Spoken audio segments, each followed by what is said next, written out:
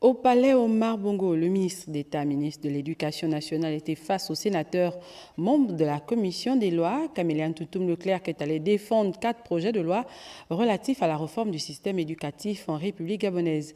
J'avais Fabrice Odjouga, Félix Moudibangoui. Devant les vénérables sénateurs membres de la commission des lois, le ministre d'État, ministre de l'Éducation nationale, Caméléane Toutoum-Leclerc, a défendu 4 projets de loi, dont le projet de loi portant ratification de l'ordonnance instituant et réglementant la digitalisation des enseignements en République gabonaise. Celui-ci vient renforcer le cadre juridique et réglementaire en matière de transformation des méthodes d'enseignement et apprentissage par l'usage des technologies, des outils numériques et des plateformes. Le projet de loi portant ratification de l'ordonnance portant création, attribution, organisation de l'Institut de formation des professeurs d'école en République gabonaise crée quant à lui un institut de formation des formateurs à caractère public doté d'une autonomie de gestion. Il a pour objectif d'améliorer la qualité de la formation de l'enseignement préprimaire et primaire. Dans le souci d'assurer la formation professionnelle et le perfectionnement des élèves, professeurs ou stagiaires aux emplois du secteur de l'éducation technique et professionnelle, le ministre d'État, ministre de l'Enseignement professionnel, a présenté le projet de loi portant ratification de l'ordonnance, portant création, attribution et organisation de l'Institut de formation à l'enseignement technique et professionnel en République gabonaise.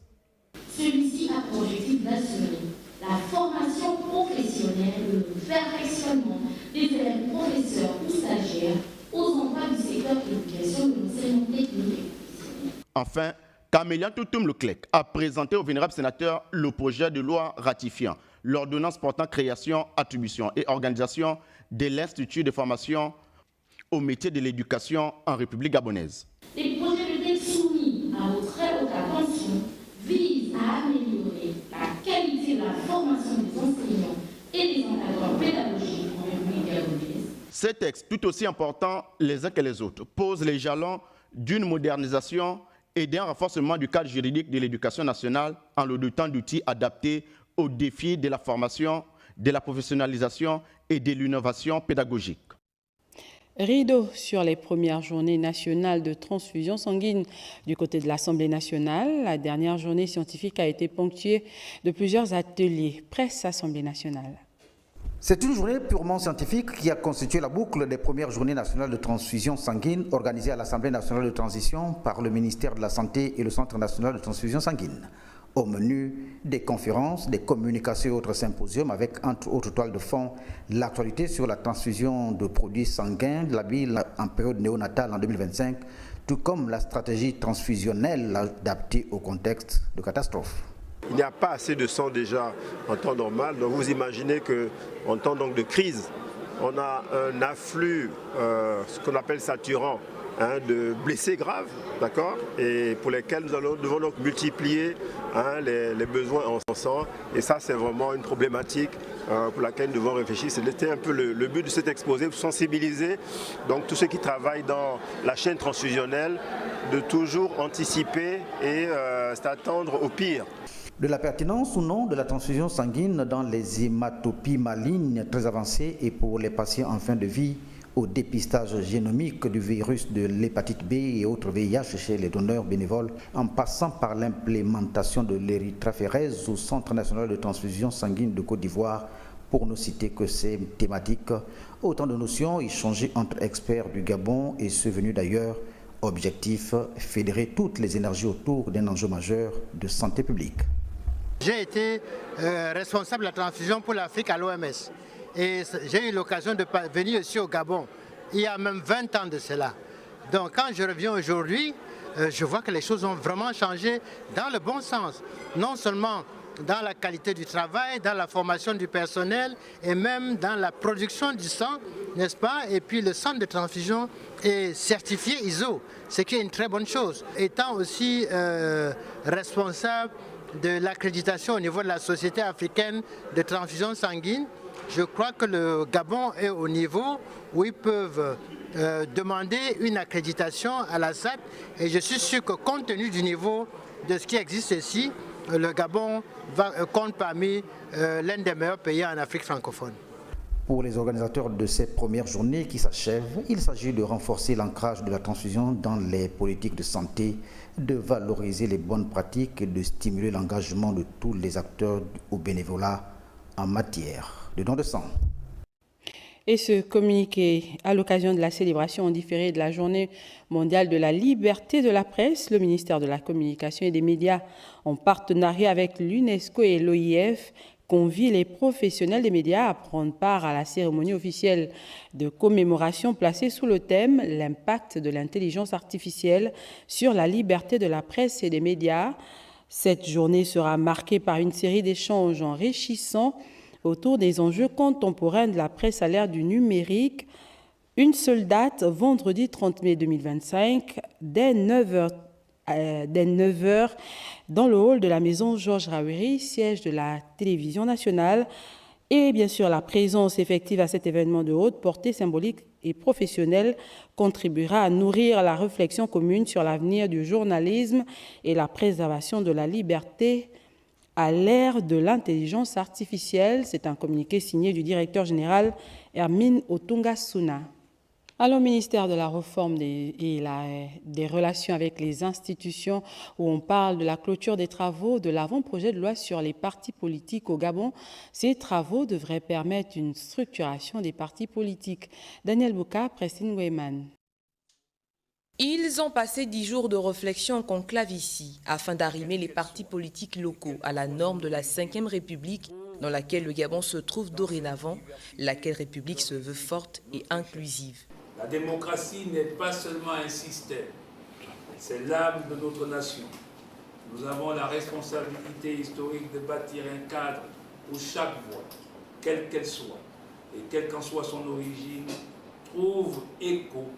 Il est donc crucial de rejeter la tentation de transformer les partis politiques en simples outils d'intérêt personnel, une dérive qui menace l'essence de notre démocratie. En adoptant ce texte, nous ne faisons pas que poser des règles. Nous affirmons notre engagement envers des principes d'intégrité, de transparence et de responsabilité.